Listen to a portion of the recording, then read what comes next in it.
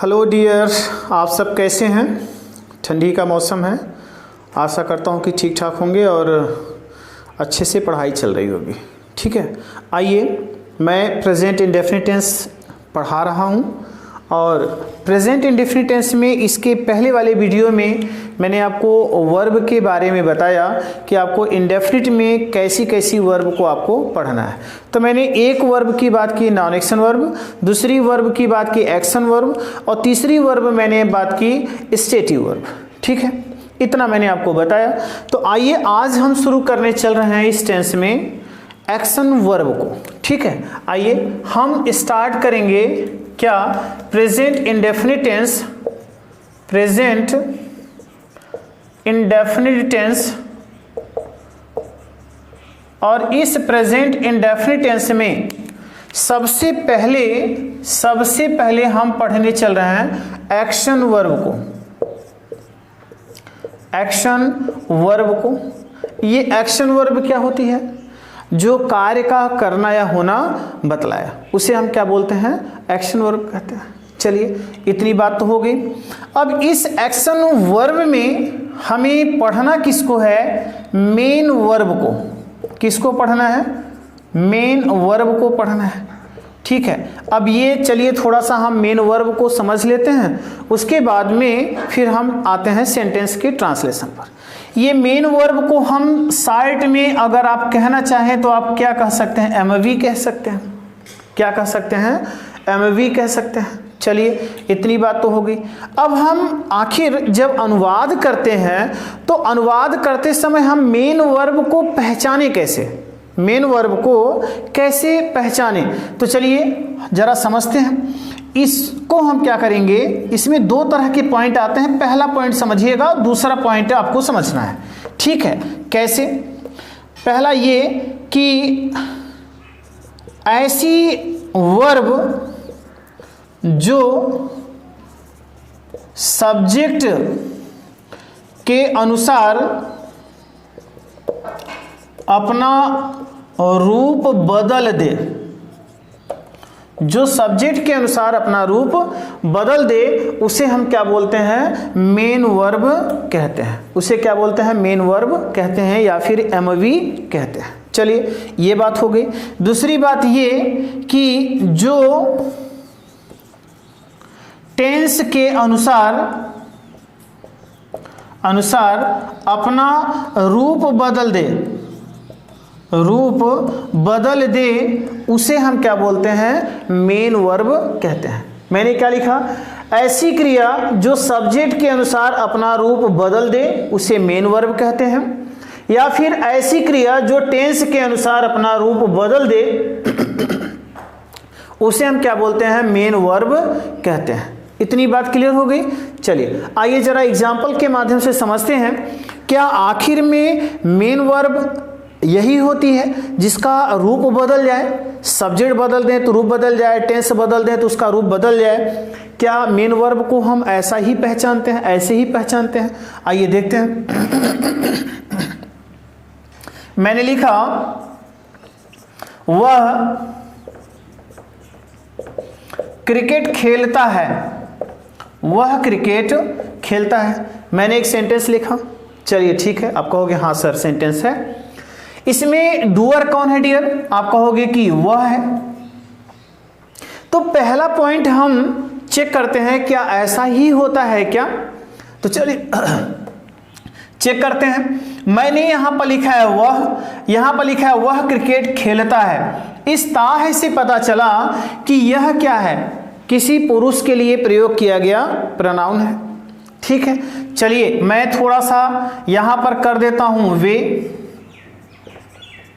वे cricket खेलता है। अब जरा आप पढ़ करके बताइए, क्या मैंने जो ये सेंटेंस लिखा है हिंदी का, क्या यह सही है क्या? आप कहोगे सर ये तो पूरी तरह से गलत है, क्योंकि यहाँ पर ता है दिया है और ये आपका क्या है? प्लूरल सब्जेक्ट है, और किसी प्लूरल सब्जेक्ट के साथ हम ता है तो नहीं लगा सकते। ये तो पूरी तरह से गलत है। इसका मतलब कि ये कि अगर हमने सब्जेक्ट बदला है तो हमें क्रिया में भी परिवर्तन करना ही पड़ेगा। और हमने लिखा वे क्रिकेट खेलता है नहीं बल्कि क्या करेंगे, खेलते हैं। अब हमें ये कंफर्म हो गया कि हमारा ये सेंटेंस अब सही है। तो डियर आपने देखा कि आपने परिवर्तन कहाँ किया, आपने सब्जेक्ट को बदला। सब्जेक्ट को किस रूप में बदल दिया, वे के रूप में बदल दिया। जैसे ही आपने सब्जेक्ट को बदला, ये वर्ब जो थी, ये वर्ब क्या हो गई, तुरंत अपना रूप बदल दी। ये वर्ब जो थी इसने क्या किया, अपना तुरंत रूप बदल दिया।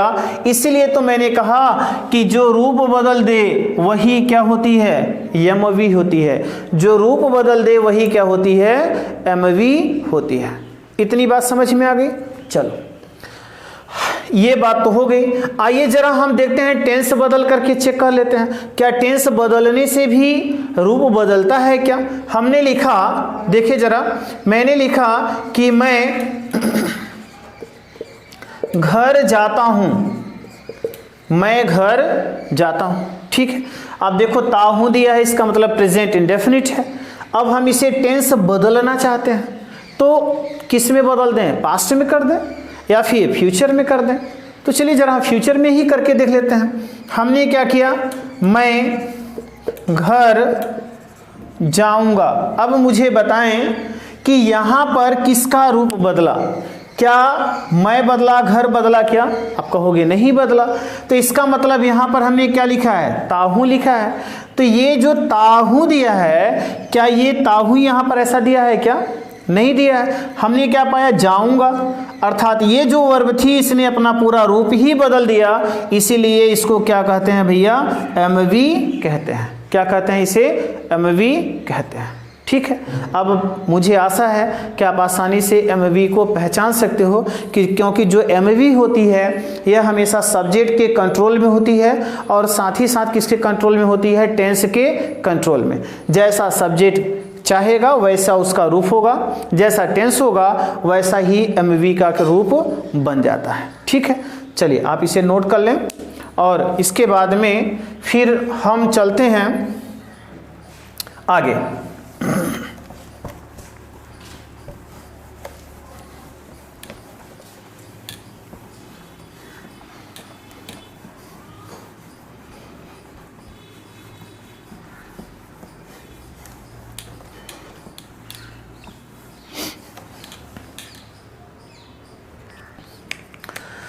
चलिए हमने एमवी के बारे में सीखा, हमने एमवी को पहचानना सीख लिया, ठीक है।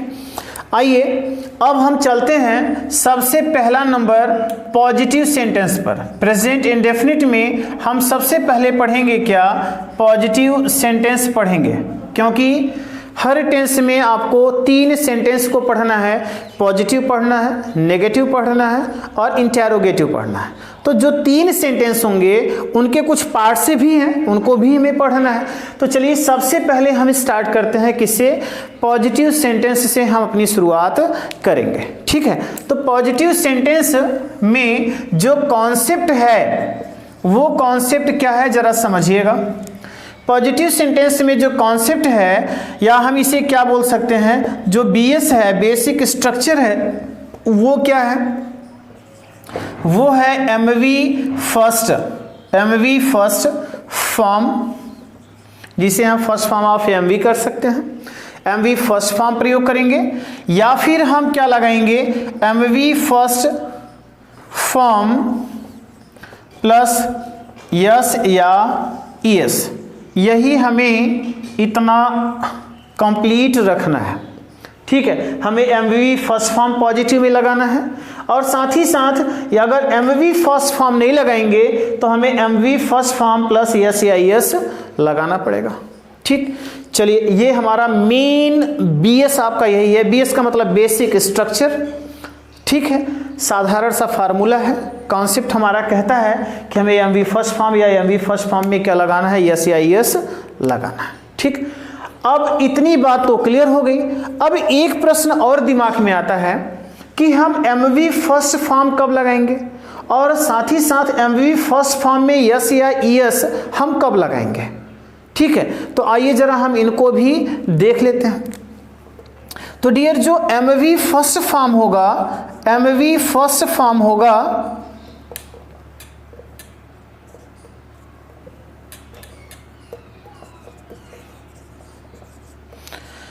यह प्रयोग होगा किसके साथ? आपके सब्जेक्ट क्या होंगे? I, we, you, they plus plural nouns. ठीक है, अर्थात हम क्या हो पाएंगे? मैं, हम, तुम, वे प्लस अगर हमें मिलती है क्या? बहुवचन की संज्ञा। ठीक है, तो याद रखें इनके साथ हमें क्या लगाना है? MV फर्स्ट फॉर्म का प्रयोग हमें करना है। ठीक है, दूसरी बात आइए जरा हम ये देखते हैं, MV first form plus S या ईएस ये कब लगेगा? जरा इसको समझते हैं। ठीक है, तो ये ध्यान रखिएगा, यदि आपका सब्जेक्ट क्या होगा? ही होगा, सी होगा, इट होगा, फिर नेम होगा, फिर ईच मिलेगा, एवरी मिलेगा, और प्लस आपका क्या होगा? सिंगुलर नाउन होगी। तो ध्यान रखिएगा सिंगुलर नाउन्स होगी तो इनके साथ हम क्या लगाते हैं? MV फर्स्ट फॉर्म यस या यस लगाते हैं। ठीक है, चलिए साथ ही साथ एक प्रश्न और आता है कि हम कब यस लगाएंगे और कब ईएस लगाएंगे। ठीक है, कब यस लगाएंगे और कब ईएस लगाएंगे। तो चलिए आगे हम बताते हैं, जरा इनका हिंदी आप लिख लीजिएगा। वह, यह, वह, नाम, हर, प्रत्येक प्लस एक वचन संज्ञा, एक वचन संज्ञा। ठीक है, इतनी चीजें आप नोट कर लीजिए, ये मेन आपका फार्मूला है।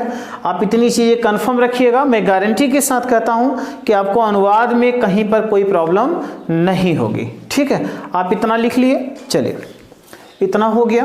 अब हम आपको ले करके आते हैं कि यस कहाँ लगाएंगे और ईएस कहाँ पर लगाते हैं। ठीक है, यस कहाँ पर लगाएंगे और ईएस कहाँ पर लगाएंगे, इनको भी समझ लेते हैं। ठीक है, तो देखिए हम यस कहाँ लगाएंगे और ईएस कहाँ पर लगाएंगे। तो इस कंडीशन में अगर हमें ईएस का फार्मूला क्लियर हो जाए तो हमें यस लगाने में कोई प्रॉब्लम नहीं होगी। ठीक है, तो इसमें ध्यान रखिएगा वर्ब का अंतिम अक्षर, वर्ब का अंतिम अक्षर क्या मिले? ओ मिले, यक्स मिले, यस एच मिले, सी एच मिले, डबल एस मिले, तो हम ऐसी अवस्था में क्या लगाते हैं?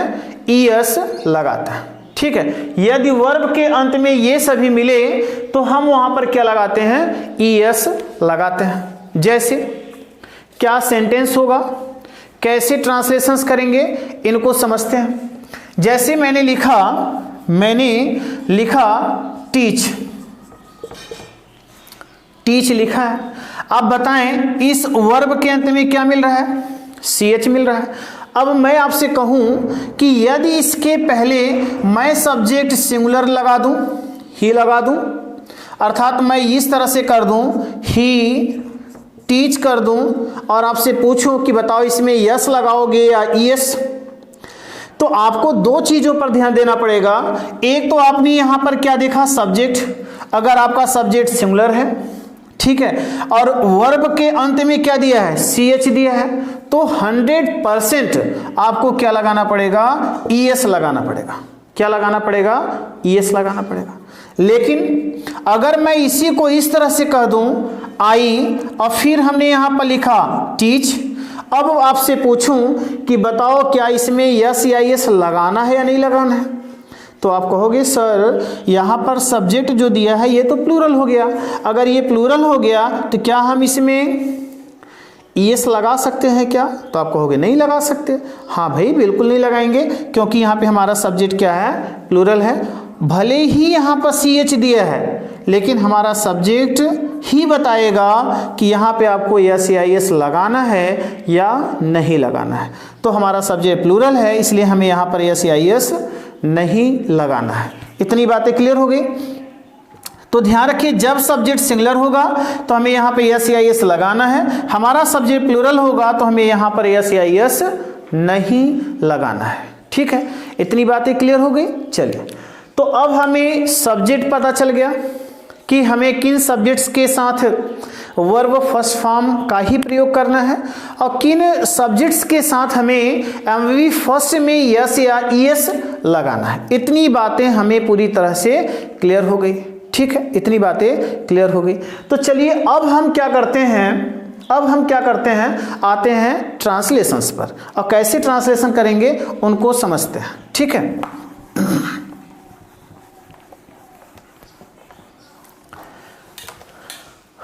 आइए एक छोटा सा अनुवाद से मैं आपको शुरुआत करता हूं और उसी ट्रांसलेशन को मैं लॉन्ग करता चला जाऊंगा। आप केवल सब्जेक्ट और वर्ब से शुरू करिए। अब मैंने आपसे कहा है, मैंने प्रॉमिस किया है कि मैं आपको अनुवाद सिखा करके ही रहूंगा और आप निश्चय ही सीखोगे। मैं गारंटी के साथ कर रहा हूं, आपको अनुवाद आएगा। बस आप धैर्य के साथ पूरे वीडियो को वॉच करिए और सीखने की कोशिश करिए। कॉपी और पेन रखिए, नोट्स बनाते चलिए, ताकि बगैर नोट्स के आप कुछ नहीं कर पाओगे डियर, इसलिए आपको नोट्स बनाना ही होगा। ठीक है, आइए सबसे पहला जो सेंटेंस है वो क्या है, जरा इसको देखते हैं। अच्छा, सेंटेंस के पहले मैं आपको एक फार्मूला, एक कॉन्सेप्ट बताता हूं, उसको समझिएगा। कॉन्सेप्ट क्या है जरा ये समझिएगा।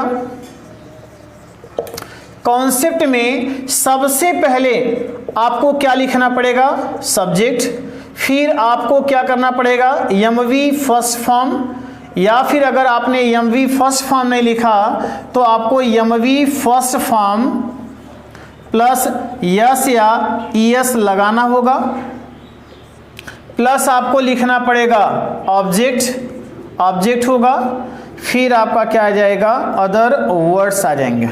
ठीक है, अदर वर्ड्स। अगर ये चीज़ें आप याद रखोगे तो आपको सेंटेंस बनाने में कोई प्रॉब्लम नहीं होगी। ठीक है, अब आपको मैंने सब्जेक्ट कैसे पहचानना है, मैंने इसके पहले वाले वीडियोज़ में आपको सब्जेक्ट पर स्पेशली वीडियो बनाया है, आप उसको देख लीजिएगा, आपको समझ में आ जाएगा।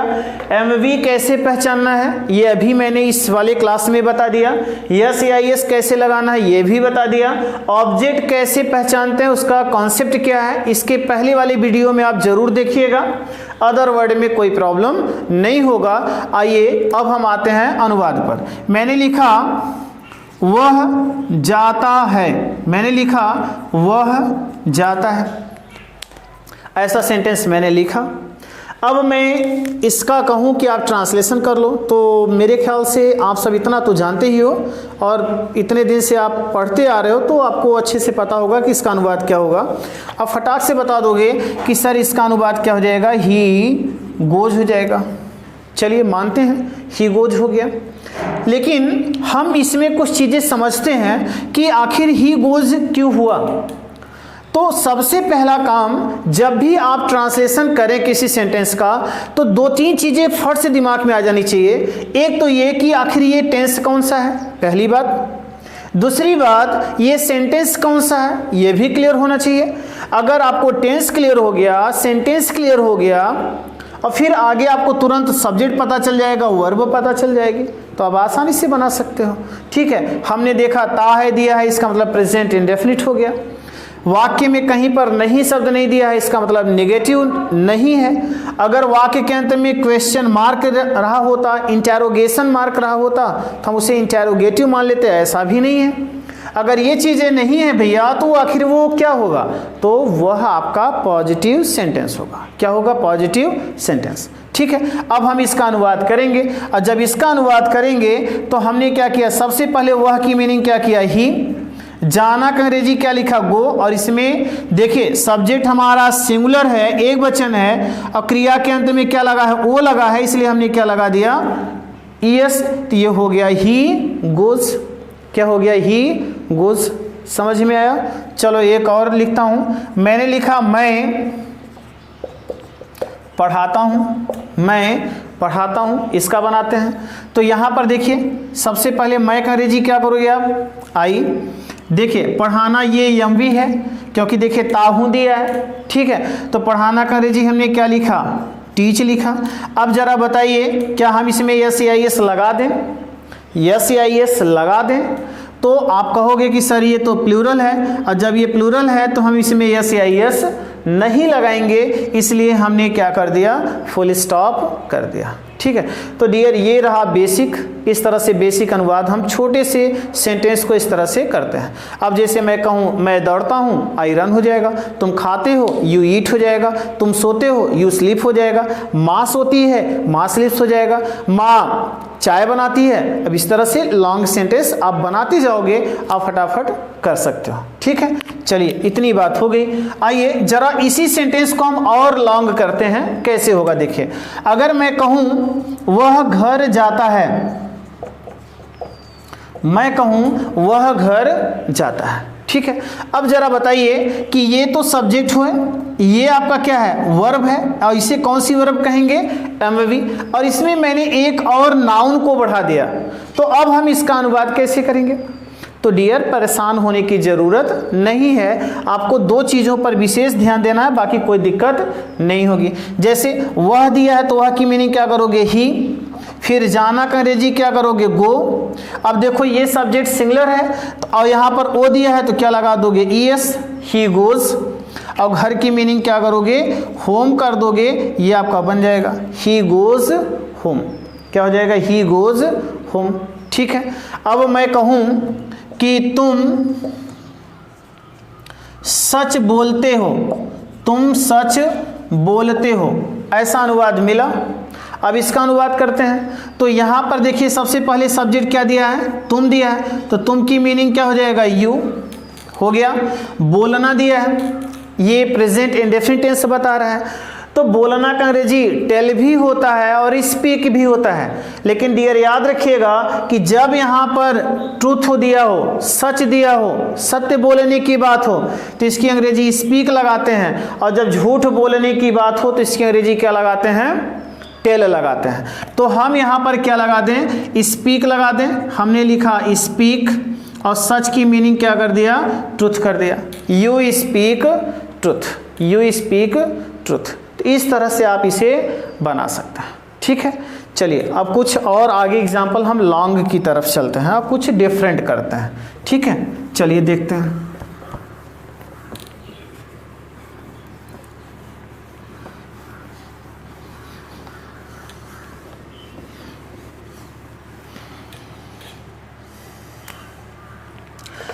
मैंने लिखा कोई यहाँ आता है, कोई यहाँ आता है, ठीक है। अब हम इसका अनुवाद करते हैं। तो डियर अब आप देखोगे तो लास्ट में आपको क्या मिल रहा है, ताहे मिल रहा है। क्या मिल रहा है, ताहे मिल रहा है। इसका मतलब प्रेजेंट इंडेफिनिट हो गया।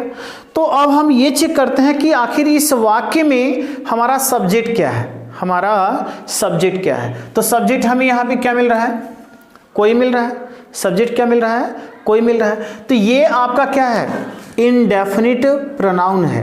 क्या है, ये इनडेफिनिट प्रोनाउन है, ठीक है। तो ये जो इनडेफिनिट प्रोनाउन होता है इसकी अंग्रेजी क्या होती है, जरा समझिएगा। इसकी अंग्रेजी क्या होती है मैं आपको बता दूं तो अनुवाद आपको आसान हो जाएगा। देखिए इसकी अंग्रेजी होती है समवन, और ये जो समवन होता है इसकी हिंदी क्या होती है, कोई। और ये पॉजिटिव में प्रयोग किया जाता है। किस में प्रयोग किया जाता है, पॉजिटिव सेंटेंस में। और एक और इसकी मीनिंग होती है समबडी, ये भी और ये दोनों आपके क्या होते हैं, इसकी हिंदी क्या होती है, कोई, और ये पॉजिटिव में ही प्रयोग किए जाते हैं।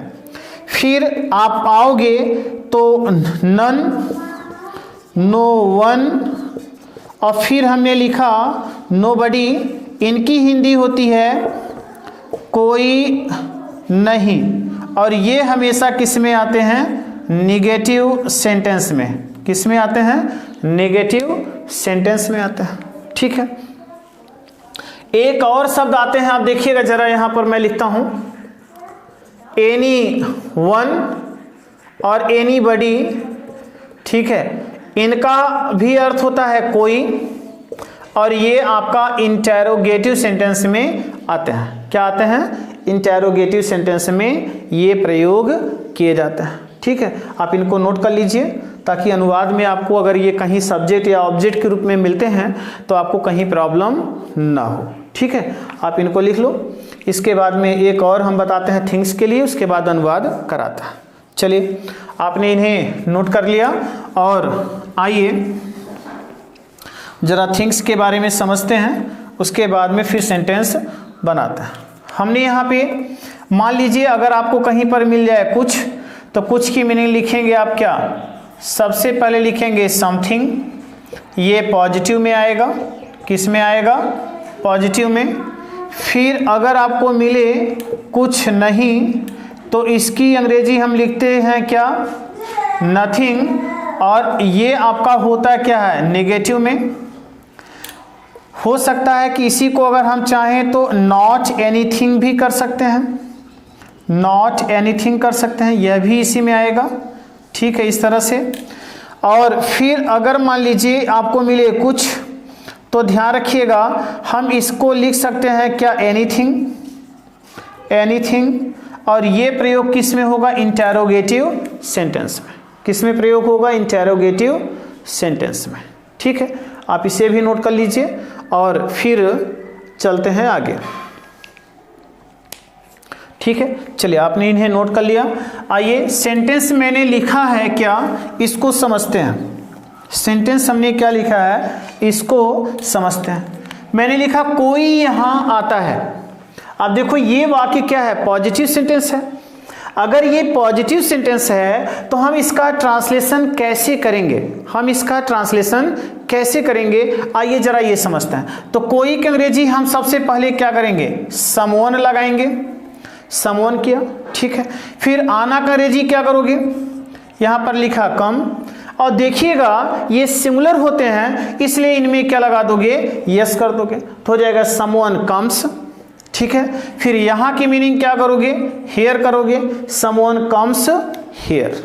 इस तरह से हमारा ये सेंटेंस बन जाता है। ठीक है, अच्छा ये तो मैंने आपको सब्जेक्ट के रूप में बताया। क्या ऑब्जेक्ट के रूप में भी आते हैं? अगर ऑब्जेक्ट के रूप में आते हैं तो फिर ऑब्जेक्ट के रूप में इनको हम कैसे बनाते हैं, इसको देखते हैं। ठीक है, जैसे मैंने लिखा मैं किसी को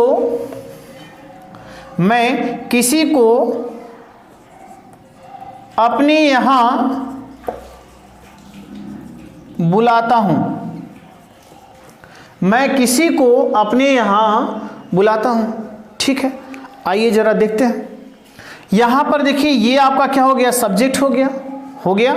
अब देखो ताहू दिया है, इसका मतलब ये क्या होगा? यमवी होगा। ये भी बात हो गई। किसी को, ये आपका क्या हो गया? इंडेफिनिट प्रोनाउन हो गया। इंडेफिनिट प्रोनाउन हो गया। और अपने यहाँ जो यहाँ शब्द दिया है डियर, आपको क्या लग रहा है? क्या यहाँ की मीनिंग मैं हेयर कर दूं, या फिर आपको ऐसा लग रहा है कि कुछ और शब्द लिखा जाए? तो अक्सर करके अगर मैं आपसे पूछूं कि क्या आप मुझे अपने यहाँ नहीं बुलाना चाहते हैं, तो आप कहोगे हाँ सर मैं आपको अपने यहाँ बुलाना चाहता हूँ।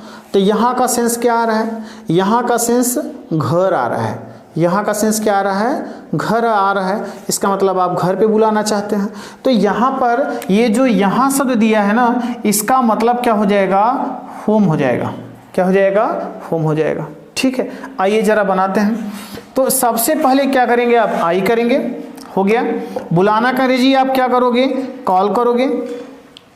अब ये सब्जेक्ट आपका प्लूरल है, इसलिए आपको यहाँ पे एस या एस लगाने की जरूरत नहीं है। तो आपने क्या किया? आई, फिर बुलाना का अंग्रेजी कॉल। हमने देखा हमारा सब्जेक्ट प्लूरल है, इसलिए हम यहाँ पर एस या एस नहीं लगाएंगे। ठीक है, इतनी बात हो गई। अब हम ले आएंगे ऑब्जेक्ट को। हम किसको ले आएंगे? ऑब्जेक्ट को ले आएंगे। तो ऑब्जेक्ट इसमें हमने देखा किसी को अपने यहाँ, ये दो शब्द दिए हैं। तो होम तो आपका क्या हो गया? नाउन हो गया। ठीक है, लेकिन यहां पर जरा देखिए किसी के बाद में क्या दिया है? को। क्या दिया है? को। और डियर आप जानते हो, अगर आपने हिंदी भाषा को पढ़ा होगा व्याकरण को, तो आप जिसके बाद में को दिया रहता है वह को बताता है कि यह क्या है? कर्म है, अर्थात ये कर्म कारक है। यह क्या है? को कर्म कारक है, यह कर्म के बारे में बता रहा है, अर्थात ऑब्जेक्ट के बारे में बता रहा है। तो हमने को देखते ही समझ लिया कि यह हमारा क्या है? ऑब्जेक्ट है। अगर ये को है और ये बता रहा है कि ऑब्जेक्ट है, तो चलिए ऑब्जेक्ट के रूप में इसे लिख लेते हैं। तो किसी को की अंग्रेजी हम क्या लिखेंगे? समवन करेंगे। आई कॉल समवन, ठीक है। अब अपने यहाँ, तो अपने यहाँ का अंग्रेजी लिखेंगे एट माई। माई क्यों लगाया? क्योंकि अपना अपनी अपने किसके अनुसार प्रयोग किए जाते हैं? सब्जेक्ट के अनुसार। अगर मैं दिया है तो माई लगाओ, ठीक है। यह वह दिया है तो ही या हर या हिज करो, तुम या आप दिया है तो योर लगाओ, इस तरह से बनाते हैं। तो अपना का अंग्रेजी मैं के अनुसार माई, और यहाँ का अंग्रेजी क्या कर दोगे भैया? होम कर दोगे। तो ये हो जाएगा I call someone at my home. I call someone at my home. बात समझ में आ गई होगी। चलिए आपको ये समझ में आ गया, ठीक है। ये बात हो गई किसकी? पॉजिटिव की, ठीक है। चलिए हम थोड़ा सा और कुछ देख लेते हैं, वो क्या होता है जरा देखिएगा। देखिए इसमें आप एक कॉन्सेप्ट लिखिएगा, कॉन्सेप्ट एल्स, कॉन्सेप्ट एल्स, ठीक है। और इसकी हिंदी क्या होती है डियर?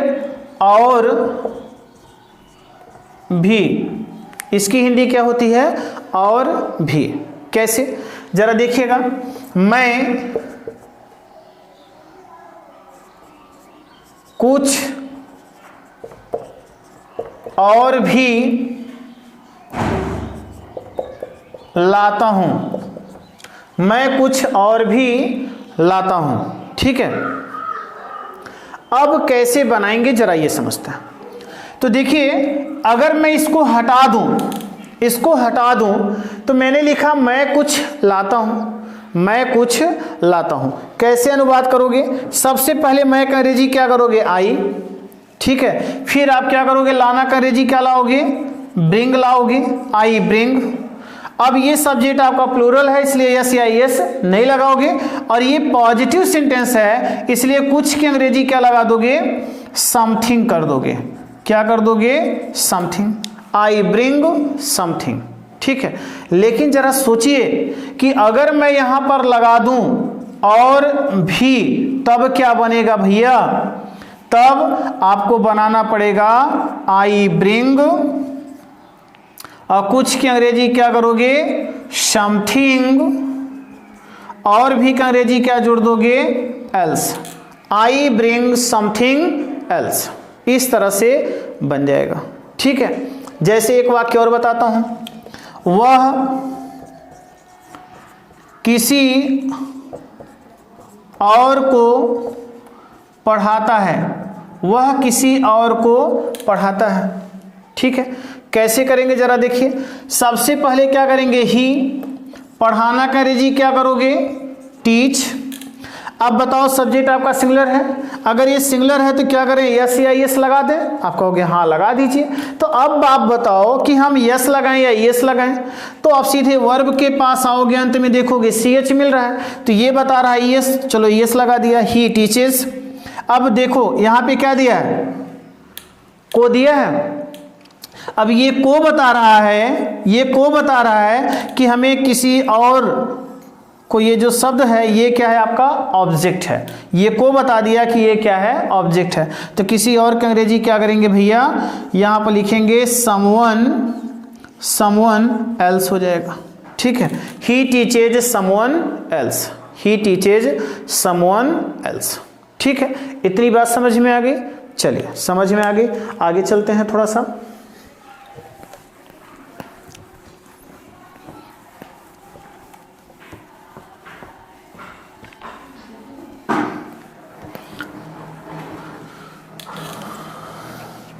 देखिए अगला कॉन्सेप्ट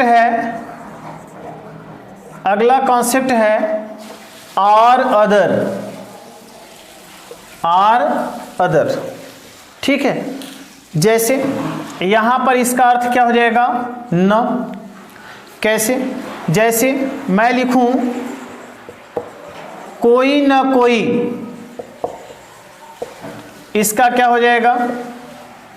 समवन आर अदर। ठीक है, फिर मैं लिखूं कुछ ना कुछ, तो क्या हो जाएगा? Something or other.